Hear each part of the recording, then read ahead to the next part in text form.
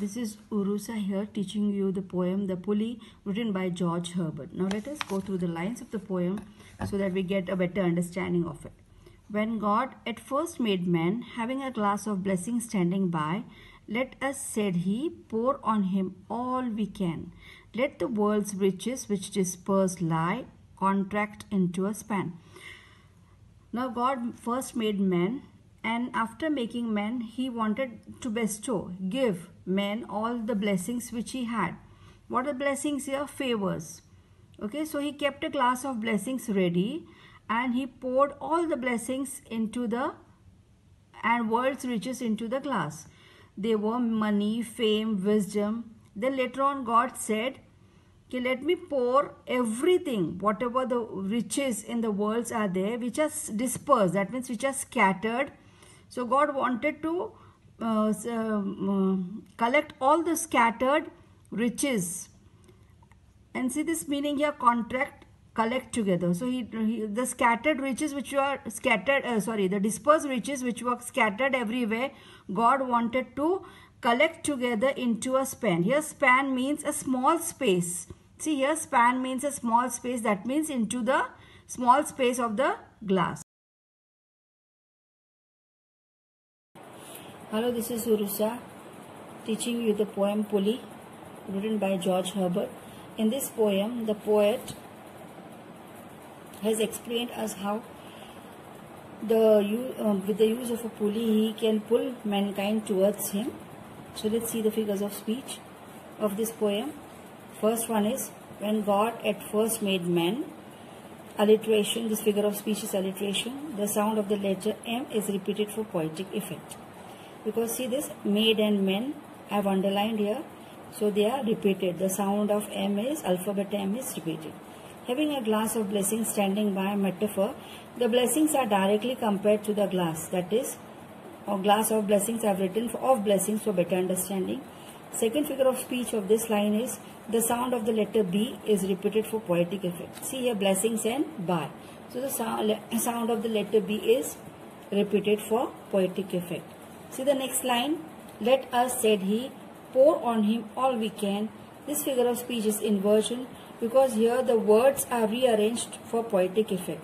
The correct order of the words should be let us. Instead of let us, said he, we have to write let us, he said, pour on him all we can. The next figure of speech is, see the next verse, let the world's riches which disperse lie.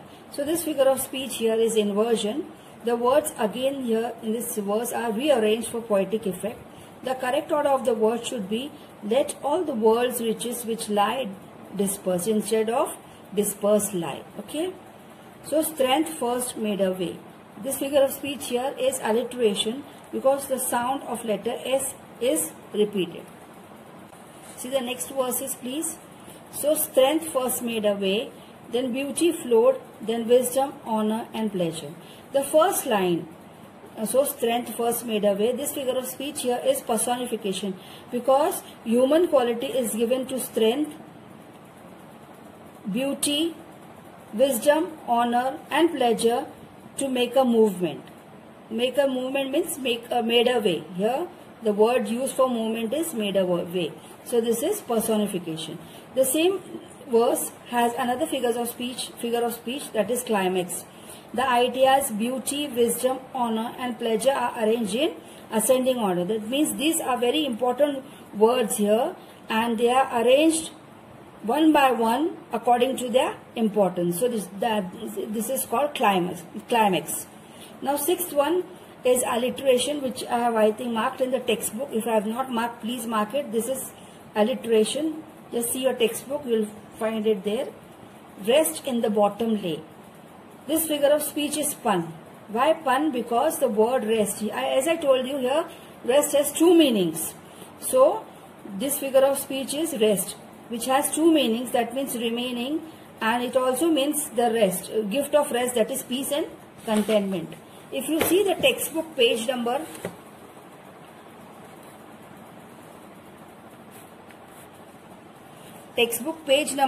74, here the meaning of pun is given. It is given, pun can be defined as play on words based on their different meanings. Here example it is given, writing with a broken pencil is pointless. Here what does it mean? That the pencil is broken and writing with it is of no use. So the pointless has two meanings. Now we go to the next figure of speech. Again this verse, rest in the bottom layer, has two figures of speech. The first one I said is pun and the second word is tautology. Tautology means having different meanings. Sorry, having same meaning. So here the words rest and lay mean the same. Rest means to lie down, or to lie down, and lay also means to lie down. For it I should, said he. Again inversion. Why? Because the words are arranged for poetic effect. The correct of the order of the word should be for if I should, he said. Instead of said he, you have to write he said. See the next figure of speech here. Bestow this jewel also on my creature. This is metaphor. The gift of rest is directly compared to something precious such as a jewel. Here jewel means rest.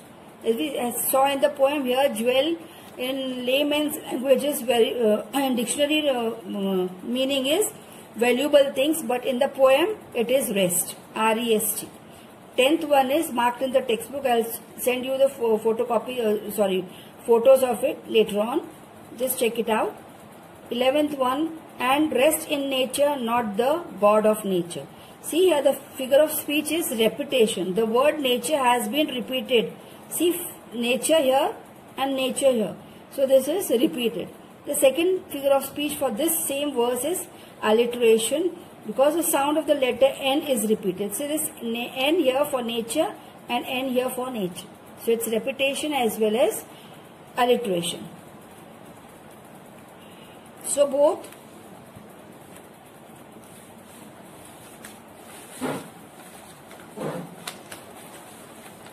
see the next one. So both should losers be. Okay.